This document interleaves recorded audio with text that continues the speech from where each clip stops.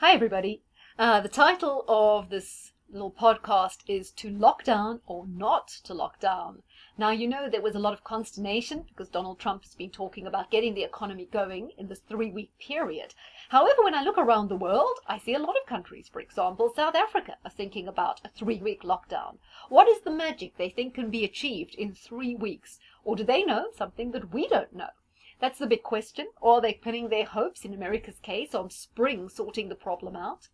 Now, I understand why it's very important to flatten the curve so that hospitals aren't overwhelmed, so that there isn't this great demand that collapses the health system that we've seen in Bergamo in Italy. So they need to reduce the number of cases in a 3-week period so they can maybe build more hospitals or convert exhibition halls into hospitals, build more ventilators or respirators, get more equipment, more masks, etc. So it seems to make sense. But if this virus is really so prevalent, then after the 3-week period, surely as soon as you lift the lockdown, it starts spreading again, and there will be this exponential increase. And no matter how many resources you throw at it, it's really not going to be enough.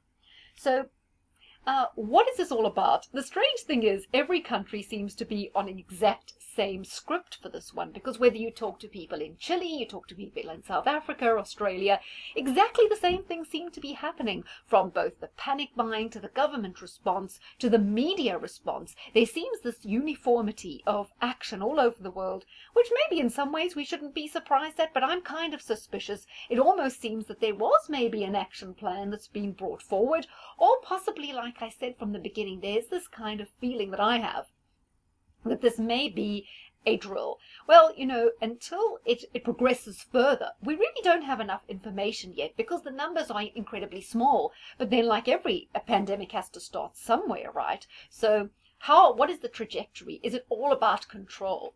So what I'm thinking about is, people talk about a lot of people dying. Now, if you think back to the World Wars, World War I and World War II, young men were conscripted.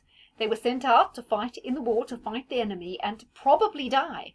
So you do wonder, in this case, if it's the elderly and the vulnerable they are going to sacrifice in the war against this virus. Will that ultimately be the calculation that's made?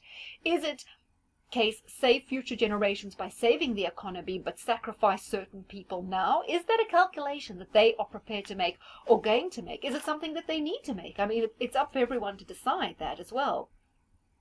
I have a lot of doubt about this whole V curve, where they think that there's going to be this enormous pent-up demand, and as soon as all the restrictions are lifted, everyone's going to go wild, shopping, holidaying, partying, doing recreational facilities, and all the money will be made back.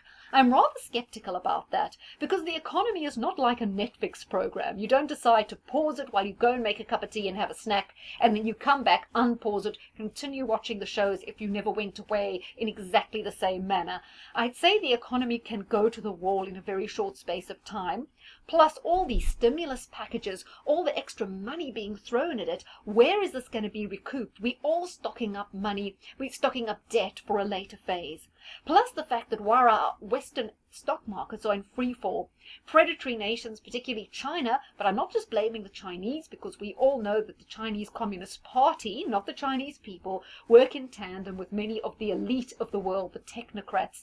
It's a great opportunity for them to buy up assets, consolidate power, consolidate their financial power, while they hollow out the middle class even more. Because what did globalism do? It's made the rich richer, it's hollowed out the middle class, and this virus is doing exactly the same. It's also damaging smaller business and coming to the rescue of large business. Who are going to be the biggest recipients of the payouts? The biggest business, the financial institutions, and so they'll be able to do all their share buybacks, consolidate power, more power in the hands of the elites.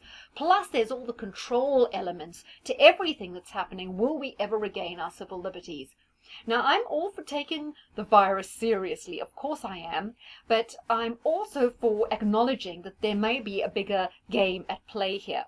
Now, one thing, I was talking to a friend of mine who's a psychologist, and she warned that one of the big problems with this lockdown as well is the mental health aspect. She said child abuse could go through the roof because children from difficult homes are solely in the custody of their parents without any oversight from the schools. Domestic violence could go up. And lots of people who have borderline personality, dissociative disorders, all these problems could be really affected by the quarantine, could drive them mad. I mean, I didn't feel it was totally crazy when Donald Trump was talking about there could be mass suicides. There absolutely could. The panic and the anxiety caused by potential loss of income could cause a lot of people to feel suicidal, be suicidal. Just the whole thing of being shut down is going to be very, very difficult. I can tell you I've been staying in for about 2 weeks because I don't need to go out. So I'm taking myself out the picture. Don't want to be involved in panic buying.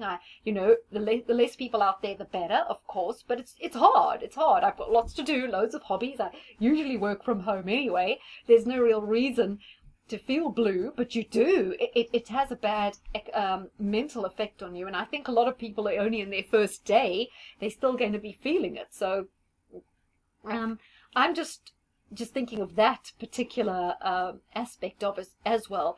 So there's so many reasons you just cannot shut the Western economy down. In fact, it's actually a national defense emergency. I mean, we're talking about the viability of countries. Can we just shut everything down and leave ourselves open to an attack by a hostile power, particularly the Chinese Communist Party, backed by elites in the West who'd like to see a Chinese system worldwide?